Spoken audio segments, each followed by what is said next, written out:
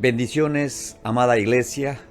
Estamos contentos de estar nuevamente juntos, disfrutando de nuestro culto en honor a nuestro buen Dios. Preparemos y abramos nuestra mente y nuestro corazón para recibir el consejo, la dirección, la enseñanza y la instrucción de lo alto a través de la exposición de la palabra de Dios.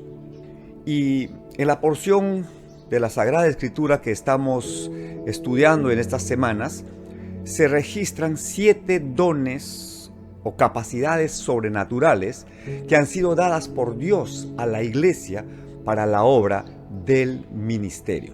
Miren lo que dice esta porción de la Escritura en el capítulo 12, versículos 6 al 8. Dice: de manera que, teniendo diferentes dones, según la gracia que nos es dada, si el de profecía, úsese conforme a la medida de la fe, o si de servicio, en servir, o el que enseña, en la enseñanza, el que exhorta, en la exhortación, el que reparte, con liberalidad, el que preside, con solicitud, el que hace misericordia, con alegría.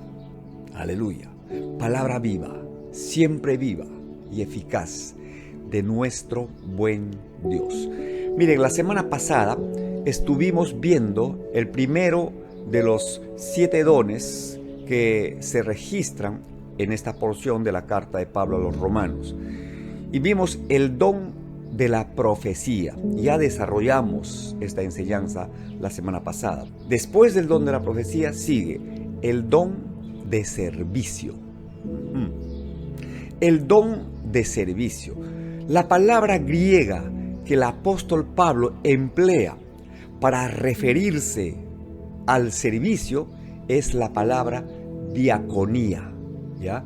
Diaconía, que significa un servicio que requiere esfuerzo físico para realizar actividades que demandan desgaste corporal y material. Entonces, es evidente pues que la diaconía dista mucho de ser un servicio intelectual o de escritorio, o un servicio que se presta desde las 4 paredes de una oficina. Es más bien un trabajo denodado, un trabajo arduo, en el que ponemos las manos en el arado, con inversión de mucha energía y de tiempo, obviamente. Implica salir, alcanzar, levantar, ordenar, echar mano a la carga y de hecho ponerla en el hombro. En fin, este don de servicio genera movimiento, genera avance de la iglesia, y para impartirlo, Dios escoge a hombres y mujeres que tengan un corazón sencillo y un corazón dispuesto al 100%, y que sean humildes, sensibles, con una enorme vocación para atender a las necesidades de los demás en todo orden de cosas.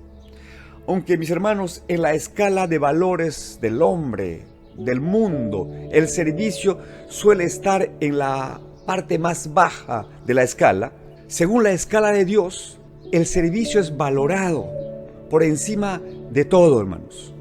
Es lo más alto en la dignidad de los dones. En otras palabras, si algo debe caracterizar a un verdadero hombre, a una mujer de Dios, es precisamente su vocación para el servicio. De ahí emana su grandeza, de ahí emana su influencia. Y Jesús, mejor que nadie, encarnó este don en la tierra. ¿Se acuerdan ustedes el pasaje en el que Jesús tuvo que dirimir y tuvo que resolver una controversia, una disputa que se presentó entre sus discípulos, que hablaban precisamente de quién debía ocupar los lugares más importantes en la mesa del Señor? Jesús les hizo sentar en su lugar, levantando la voz, les enseñó y les dijo: sabéis que los gobernantes de las naciones se enseñorean de ellas, ¿verdad? Y los que son grandes ejercen sobre ellas potestad. Mas entre vosotros no será así, sino que el que quiera ser el más grande, pues será el servidor. Y el que quiera ser el primero, el número uno, pues será el primero también en servir. Como el Hijo del Hombre, que no ha venido para ser servido, sino para servir y para dar su vida en rescate de muchos. Ahí está el mensaje, ahí está la palabra, ahí está el principio que debe regir nuestra vida de servicio, mis hermanos, en nuestra condición de siervos y siervas de Dios, precisamente. Ahora, yo tengo claro, mis hermanos, que el servicio a Dios debe ser hecho con excelencia, con diligencia y obviamente con respaldo y unción de lo alto a través del Espíritu Santo. Y debe ser hecho además por hombres y mujeres que reúnan ciertos requisitos para servir a Dios. Yo no estoy de acuerdo, es opinión personal. Repito, es opinión personal. Yo no estoy de acuerdo, hermanos, con aquellos líderes espirituales o con aquellas iglesias en las que se abren las puertas a cualquiera para que venga y sirva en la obra del Señor. Y no estamos negando a la iniciativa que la gente pueda tener para servir a Dios. No, pero hay que hacerlo con excelencia. Hay que hacerlo con motivación correcta. Hay que hacerlo en respuesta, ¿verdad? Y gratitud por todo lo que de Dios hemos recibido y por todo lo que Dios ha hecho con y por nosotros. Y hay que hacerlo con inteligencia, hay que hacerlo con sabiduría y hay que hacerlo de la mejor manera. Y eso es mucho más que simplemente desearlo, hermanos. No pueden ser los que sirvan a Dios, no pueden ser personas neófitas o personas desconocidas, sin mayor experiencia en la vida cristiana. Y pienso así porque hay una referencia que está precisamente en la experiencia de la iglesia del primer siglo.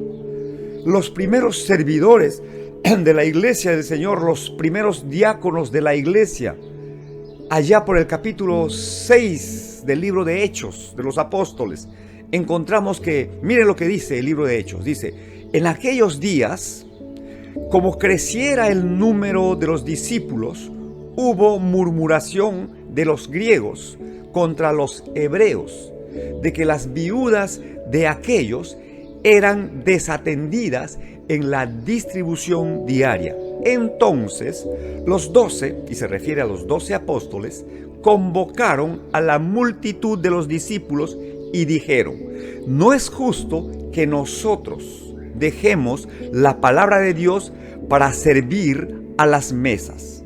Buscad pues, atención, buscad pues, hermanos, de entre vosotros a 7 varones de buen testimonio, llenos del Espíritu Santo y de sabiduría, a quienes encarguemos de este trabajo. Y nosotros persistiremos en la oración y en el ministerio de la palabra. ¿Qué le parece?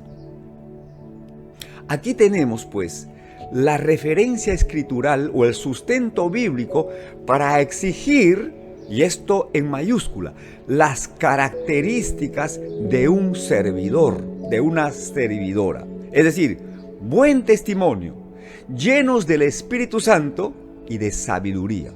Ahora es interesante notar, ¿ya?, un detalle.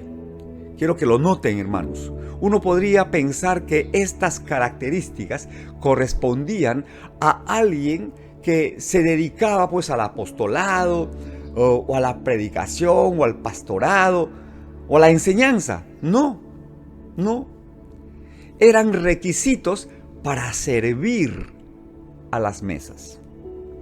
Entonces, como solemos decir, el que tenga oídos para oír, pues que oiga, mis hermanos.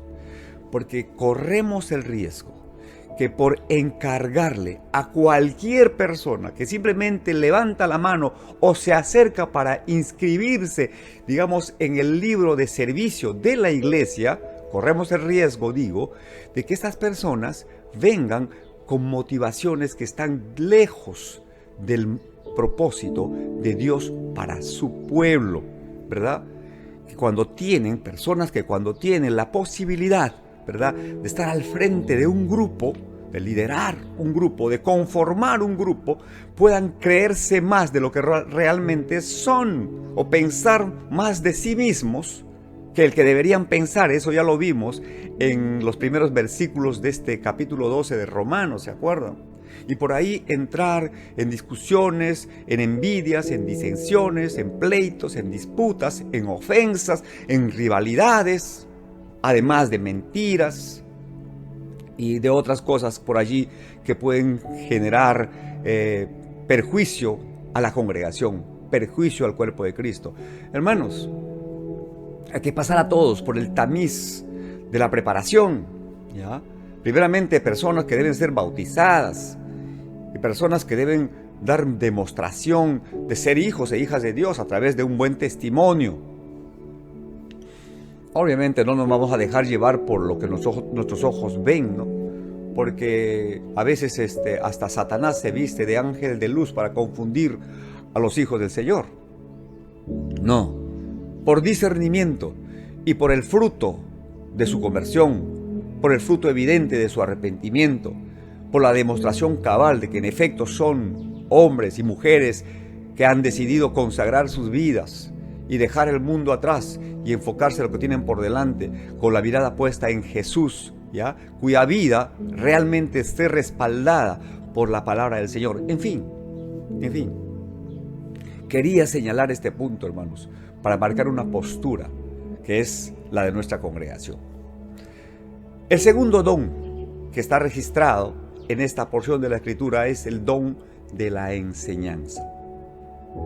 Y la enseñanza, hermanos, no consiste en simplemente transmitir información de manera mecánica e irreflexiva, no.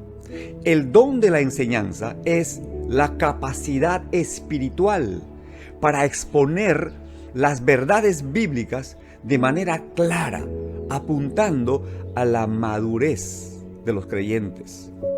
Las personas que tienen el don de la enseñanza tienen una gran disciplina para estudiar la Biblia. No puede levantarse un hermano y decir: yo tengo el don de la enseñanza, cuando hojea la Escritura muy de vez en cuando, cuando solamente toma pasajes de la Biblia y pasajes que le agradan y que puede entender fácilmente, no ora, no tiene comunión con el libro sagrado.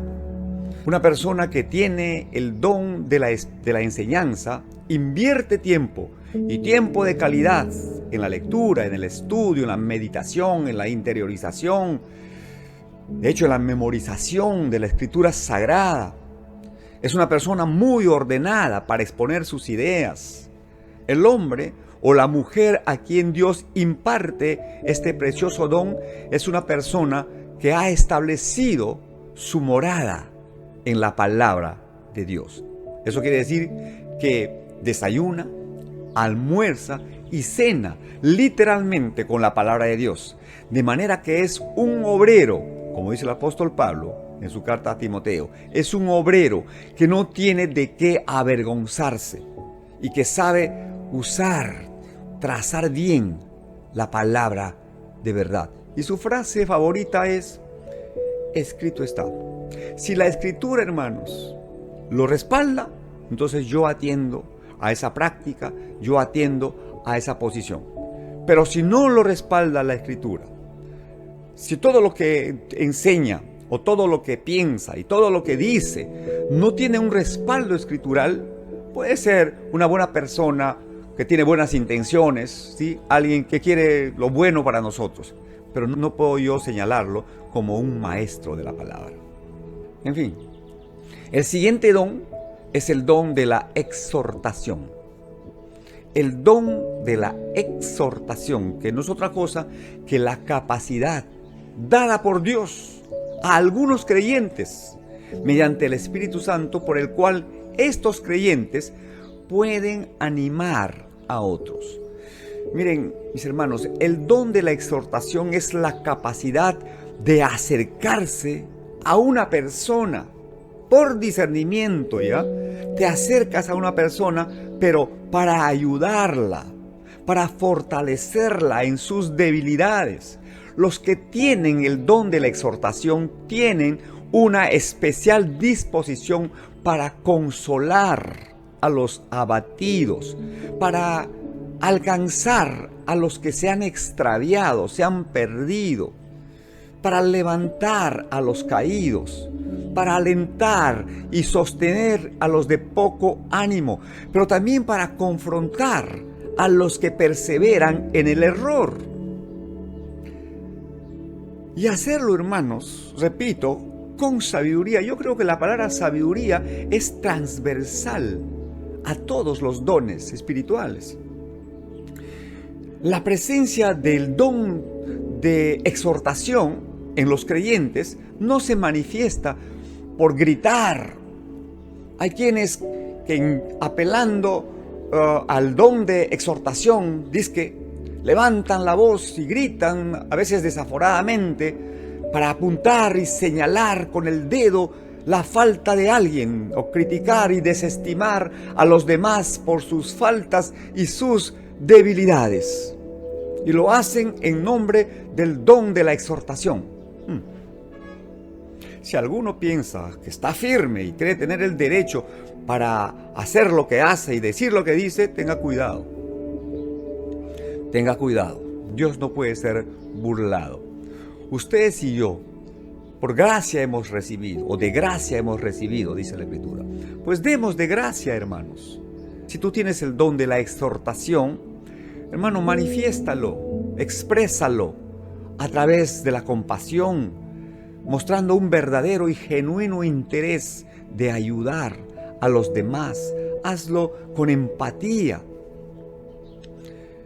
y llénate de compasión por las personas que se han desviado del camino y como consecuencia pues están desconsolados, están desanimados. Porque, hermano, tienes que ponerte en el pellejo de la persona que se ha enfriado, que se ha apartado de los caminos del Señor. Ojalá nunca te apartes del camino del Señor. Pero ponte en el lugar de aquellas personas que un día disfrutaron de la gracia de Dios, pero que por distintas razones, siempre lo señalamos porque además la Biblia lo dice, los deseos de los ojos, los deseos de la carne, la vanagloria de la vida, los afanes de este mundo, las debilidades, en fin, muchos factores, muchas razones que determinaron que una persona desatendiera el consejo de Dios y se extraviara en el camino. Pero yo estoy seguro, hermanos, yo estoy seguro, porque en algún momento de mi vida, yo también estuve en esa orilla y sé lo que se siente, hermano y hermana. En ese momento, la persona, aunque no lo diga, por un orgullo natural, no lo diga, pero en el fondo de su corazón acusa una profunda necesidad de Dios. Y en ese sentido, cuánto bien nos hace que alguien venga, no a señalarnos, no a criticarnos, no a rematarnos, no a lapidarnos, sino simplemente a acompañarnos, a abrazarnos, a llorar con nosotros, a sufrir con nosotros. Y desde esa posición de empatía, ¿verdad? Uno recibe directamente a través de su corazón, del corazón de Dios, recibe reconvención, exhortación, pero también recibe ánimo, aliento, esperanza, perdón, restauración, en fin. Y entonces uno puede tomar una decisión de pegar la vuelta. La historia del hijo pródigo creo que debería ser la historia de todos, ¿ya? De todos. Por eso digo, quiera Dios ayudarte a no separarte, no apartarte jamás del Señor, a no soltarte de la mano de Dios. Pero por el amor del Señor, si tú levantas tu voz y declaras tan fácilmente que tienes tal o cual don, cuidado, estás diciendo palabras mayores, porque no es tu don, es el don de Dios, ¿ya? Y Dios es compasivo, misericordioso, clemente, lento para la ira y grande en amor, grande en misericordia, que no contiende para siempre, ni para siempre guarda el enojo, que no hace con nosotros conforme a nuestras iniquidades, ni nos paga conforme a nuestros pecados, porque como la altura de los cielos sobre la tierra engrandece su misericordia sobre los que le aman y le temen. Cuanto está lejos el oriente del occidente, hace alejar de nosotros nuestras rebeliones, la dureza de nuestro corazón, y como un buen padre que es, se compadece de sus hijos, porque sabe que sin él somos nada, apenas somos polvo. Cuidado, hermano, hermana. Si tú dices que tienes el don del Espíritu Santo, ¿sí? Acuérdate que el fruto del Espíritu es amor, del Espíritu que te da el don. El fruto es amor, gozo, paz, paciencia, benignidad, bondad, fe, mansedumbre, templanza.